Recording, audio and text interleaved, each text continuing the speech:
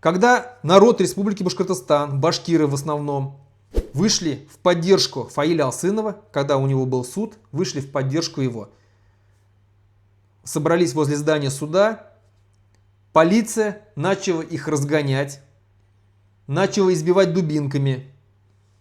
Естественно, башкиры не стали терпеть, начали оказывать сопротивление, потому что, когда тебя просто бьют дубинками, ни за что, за то, что ты просто пришел к зданию суда, постоять мирно, в соответствии с Конституцией Российской Федерации, статья 31, где говорится о том, что народ имеет право мирно собираться, без оружия, мирно. Народ пришел мирно, башкирский народ мирно пришел к зданию суда. Его начали избивать, его начали разгонять. Естественно, когда начали избивать уже женщин, матерей, которых там было много, мужчины начали оказывать сопротивление. Их впоследствии на них было заведено большое уголовное дело о массовых беспорядках. Более 80 человек посадили, приговорили к реальным срокам. Сейчас идут суды.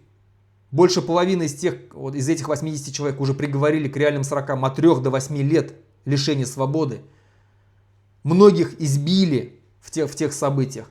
2 человек убили в тех событиях. За что? Ни за что. Только за то, что они пришли поддержать своего земляка.